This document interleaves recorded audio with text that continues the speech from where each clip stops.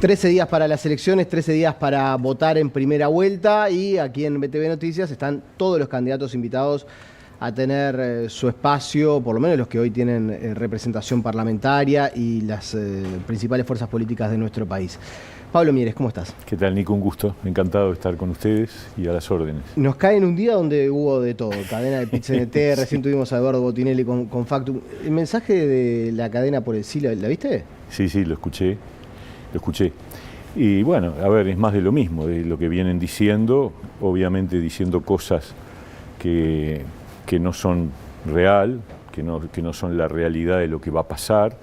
Acá hay una realidad muy clara. Si el plebiscito se aprueba, el Uruguay se encamina a una situación muy grave desde el punto de vista de su sistema de seguridad social, pero además eso a su vez arrastra una situación que afecta la imagen de que el Uruguay ha construido durante décadas, de un país serio, de un país respetable, de un país donde se puede invertir. Todo eso está en riesgo. Y esto no lo digo yo, lo dicen casi todos los economistas, independientemente de que sean de izquierda, de centro o de derecha, y lo decimos casi todos los dirigentes políticos, todos los de la coalición y una buena parte de los dirigentes del Frente Amplio. Como muestra, decir Mujica hace unos pocos días dijo, si gana el sí es el caos. Más sintético y claro que eso. Ahora, ¿puede pasar que una persona esté cobrando 55 pesos por AFAP? A ver, eso, si existen esos casos, son casos muy excepcionales porque, a ver, a la AFAP aportan los trabajadores a partir de determinado nivel de ingresos y van aportando durante el tiempo que tienen ese nivel de ingresos para arriba. Entonces, una persona, a ver, esos casos que plantearon en la cadena son obviamente elegidos a dedo para demostrar que esto es un desastre. Pero en realidad, y además dicen algo que no lo es, cuando dicen que la AFAP se queda con el 20%. Eso no es verdad, lo repiten permanentemente. Sí, permanentemente se dice que se queda con el 20%, no de la ganancia, sino del aporte. Del aporte, bueno. Si yo pongo 100 pesos en mi jubilación, 20 se lo queda la AFAP. Claro, y eso no es verdad. La AFAP cobra un 5%, un poco menos del 5% por costos de administración. Los otros 15 puntos o aproximadamente, por ahí andan, son el costo que tiene para la persona el seguro que tiene que ver con enfermedad y muerte, que obviamente va para el Banco de Seguros del Estado. O sea, no es para la FAP, ni se lo queda a la FAP, es simplemente garantizar que si a una persona que está aportando a la FAP le pasa algo, tiene un seguro para sus herederos, que si se muere, y si no, por enfermedad, se cubre un subsidio por enfermedad equivalente a una cuota parte del aporte que viene realizando. Entonces, estas cosas ellos las entreveran, ellos hablan de las AFAP como si fueran, ahí sí que es campaña del miedo, porque ellos hablan de que los que estamos en contra hacemos una campaña del miedo. Campaña del miedo es inventar que las AFAP son una especie de monstruo multinacional, cuando en realidad la AFAP más grande, la que tiene los ahorros de más de la mitad de los uruguayos, es República FAP, que es una FAP pública, es decir, es como el BPS, está integrada, el capital de República FAP está integrado por el Banco República, por el Banco de Seguro del Estado y el Banco de Previsión Social. Entonces, ¿de qué estamos hablando? Están inventando, lo que sí es una realidad, es que van a agarrar los ahorros de más de 1 millón de personas que vienen desde hace casi 30 años, algunos de mucha plata, otros de poca o de más o menos, pero de cada uno es de ellos y se lo van a sacar. Se lo van a confiscar, ni siquiera a expropiar, porque la expropiación implica una indemnización. No va a haber ninguna indemnización. De un día para el otro, señores, ustedes se quedan 50, sin preguntarle al dueño de esa plata si está de acuerdo o no. Y voy a dar un ejemplo. Cuando tuvimos en el periodo pasado, durante el gobierno del Frente Amplio, el problema de los cincuentones, hubo una solución legislativa y cada cincuentón se asesoraba en el Banco de Previsión Social y elegía, porque esa era la situación, es decir, la persona tenía que ver si le convenía volver al régimen de solidaridad intergeneracional o quedarse en el régimen mixto. Y él elegía, y entonces sí, con su decisión, entonces la plata, si le parecía mejor volver al régimen de solidaridad intergeneracional, entonces él daba su consentimiento como corresponde, porque es una cuenta personal y esa plata iba al Banco de Previsión Social y con eso se redefinía su jubilación. Pero esto no, acá no le preguntan a nadie y además es una resolución que desde el punto de vista constitucional obviamente va a ser cuestionada porque hay un principio general del derecho que es que las normas no pueden ser retroactivas. Sí, el tema de la retroactividad. Y acá la retroactividad es de 30 años. La retroactividad está arriba de la mesa, ya hay varios dirigentes, por ejemplo Eduardo Luz, que ha dicho que su opinión es claramente inconstitucional. Pero absolutamente, pero va en contra de un principio general del derecho, que por supuesto la Corte Electoral no tenía potestades para calificarlo. La Corte lo que establecía era si se habían cumplido las normas vinculadas con las firmas, que dicho sea de paso, ellos hablan de 400.000 firmas, hoy volvieron a hablar, yo no sé cómo no les da la cara, porque de las 400.000, más de 100.000 se quedaron por el camino porque no calificaban, fueron invalidadas. O sea, y bueno, pero llegaron al 10%, que ese es el punto en donde después se dejó de contar. Claro. El 10% de las firmas están. Ahora, lo que la gente tiene que decidir es si da un paso que va a llevar al Uruguay a una situación nunca vista antes, porque esto es indiscutible, recién lo decía Lema en su presentación, y lo dicen todos los economistas. Esto va a significar un aumento del déficit exponencial. O sea, la ley que se resolvió el año pasado, la que se votó el año pasado, lo que hace es aplanar la curva del déficit porque veníamos en una trayectoria que le iba a volver insostenible al déficit de la seguridad social. Esto lo proyecta mucho más de lo que venía. Y estos son números bien claros, calculados por los técnicos del Banco de Previsión Social. Y eso no lo dicen. Lo único que le dicen a la gente es votá porque así te jubilás a los 60, que dicho sea de paso, la gente hoy se sigue jubilando a los 60, hasta que los que hoy tienen 50 lleguen a la edad de los 60, que se van a jubilar a los 61, los de 49 a 62, y eso va a ocurrir dentro de 10, 12, 15 años. Entonces le están diciendo, para volver a los 60, espere, hoy la gente mayor de 50 años se va a jubilar a los 60. El cambio es un cambio gradual, serio, pensado, responsable, y no este disparate que nos lleva al kirchnerismo argentino. Sanguinetti dice que le preocupa más que no salga la reforma de la seguridad social que quién va a ser el próximo presidente.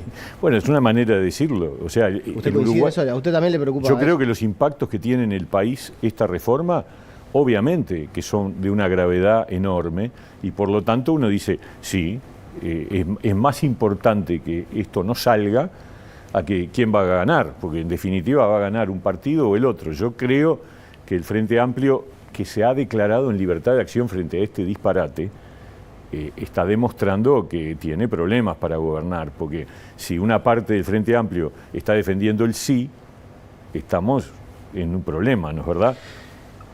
¿Con qué se queda de lo de Botinelli recién? El Partido Independiente 3%, pelea por entrar al Senado, compite con Salle, ahora parece que Identidad Soberana también está en el 3%. Bueno, a ver, yo voy a hablar de nosotros. Me parece muy bueno, yo creo que vamos a ir por más. Yo creo que el Partido Independiente va a crecer más de ese 3%.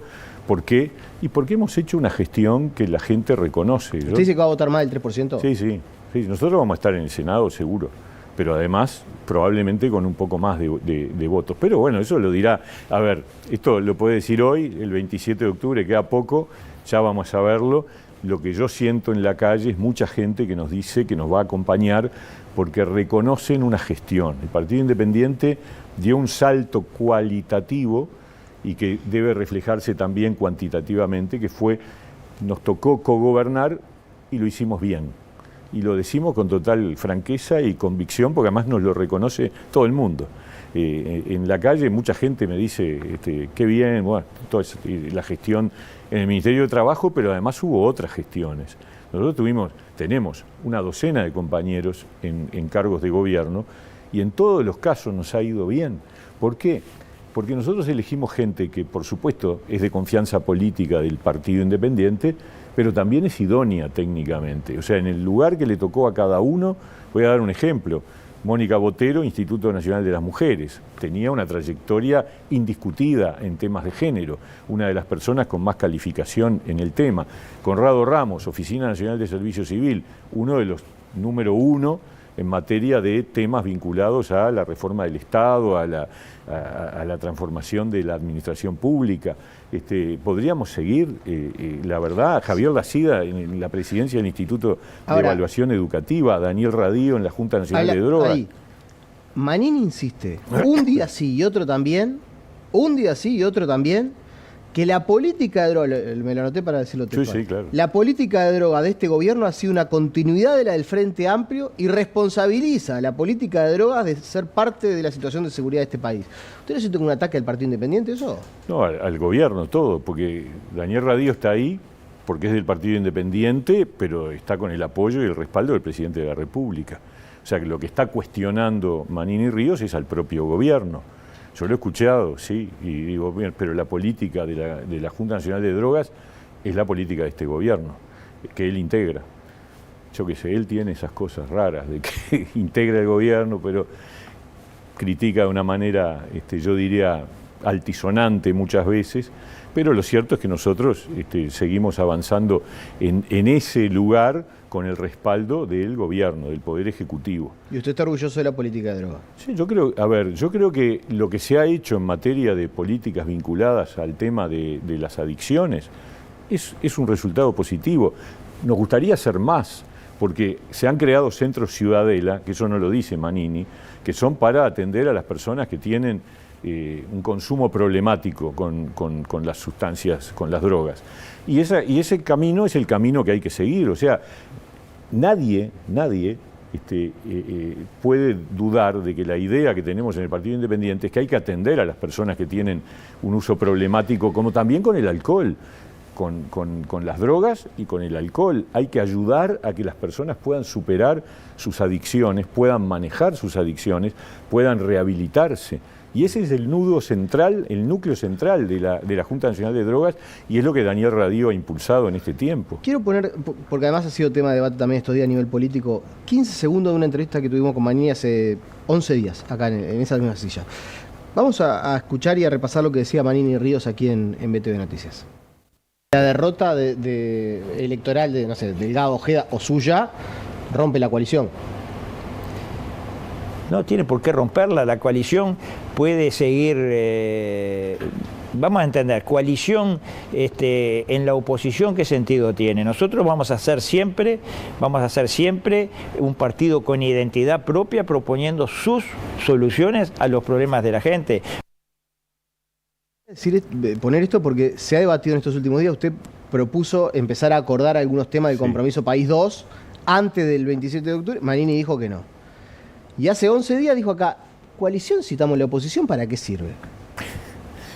Son opiniones de Manini Ríos. ¿Pero se rompe la coalición si están en la oposición? Yo no creo. Creo que lo que hay que hacer, lo planteé el otro día en una cena donde hablamos los distintos candidatos de la coalición, porque el del Frente, para variar, no quiso ir, pero en ese momento yo dije que me parecía que estábamos en un momento en donde valía la pena empezar a discutir reservadamente, pero avanzar, porque apenas pase el 27 de octubre, la coalición tiene que ponerse de acuerdo sobre un programa común, porque hay que ir atrás del candidato más votado para lograr que gane la segunda vuelta. Y lo que pasó la otra vez, que fue el momento en que se inauguró la coalición, fue muy rápido. Hubo que acordar un programa, el Compromiso por el País, se acordó en una semana, entre el 27 de octubre del 19 y la semana siguiente. Bueno, vamos a tratar de hacerlo antes, porque eso nos hace llegar más cómodamente, me pareció obvio.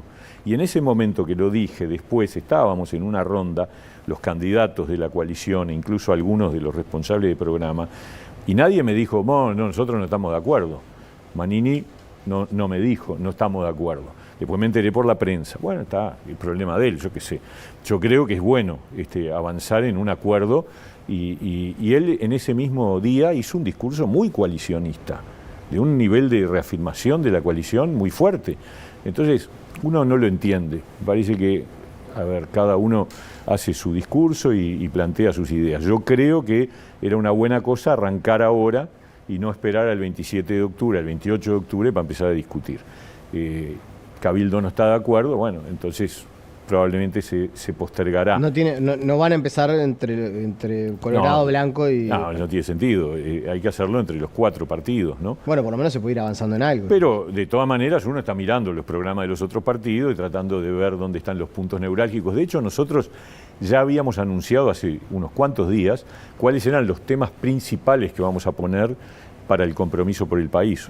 Uno de ellos, el principal, es la reducción de la pobreza infantil a la mitad, y agregamos ahora un instrumento financiero que me parece que es muy importante, que es la posibilidad de que el Estado emita un bono infancia, de los bonos que se emiten por el endeudamiento del país, que tenga como destino exclusivo fondos para bajar la pobreza infantil, es decir, para aumentar las transferencias, para desarrollar los servicios, por ejemplo, de los centros CAIF. ¿Sabes que un poco eso no me quedó claro, no? Bueno. Porque el bono es emitir deuda puntual para decir, no sé, sale 500 millones de dólares en el periodo a atender la pobreza infantil. Ustedes creo que hablan de 400. Unos 400 millones. El Partido Nacional habla de 200. Porque ellos hablan de bajarlo no a la mitad, sino a... Pongamos, 400 millones de dólares. Emite bono por 400 millones de dólares, endeuda al país por 400 millones de dólares, pero esos recursos son finitos. O sea, va a ser un periodo de gobierno y a los 5 años hay que volver a hacer... Sí, pero tiene una ventaja. Primero, que es un bono con causa, que no es la primera vez que se emite, porque hace 2 años el gobierno, este gobierno, y yo creo que con buen criterio, emitió bonos verdes, que la gente que los compra está ayudando, apostando a que el Uruguay desarrolle una estrategia ambientalmente sostenible. Y si el Uruguay cumple con ciertas metas ambientales... Sí, paga menos interés de lo que... si no las cumple. Exactamente. Bueno, entonces, el resultado acá es el mismo, es decir, tú sos un ahorrista, tenés dinero que querés invertir en bonos del Uruguay, los metés en un bono infancia, que lo que hace es que esa plata se vaya directo a trabajarse a favor de reducir la pobreza infantil. Y eso, si se logran las metas, le va a significar una rentabilidad mejor.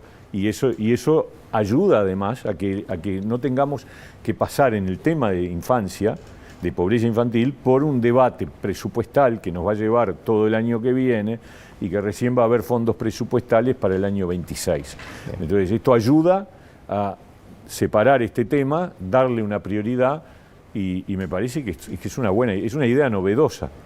Pablo Mieres, le agradecemos por estos minutos y bueno, volveremos a conversar y veremos qué pasa en la noche del 27 de octubre. No tengas duda, nosotros vamos a tener un crecimiento importante y además creo que esta coalición de gobierno que enfrentó circunstancias enormemente adversas en este periodo de gobierno, pandemia, sequía, problema de competitividad con Argentina, y a pesar de eso hicimos transformación educativa encaminada, reforma de la seguridad social, regla fiscal, comienzo de la reforma del Estado, me parece que, y terminamos con mucho más empleo, con mejor salario que en el 2019 y con una reducción de la informalidad.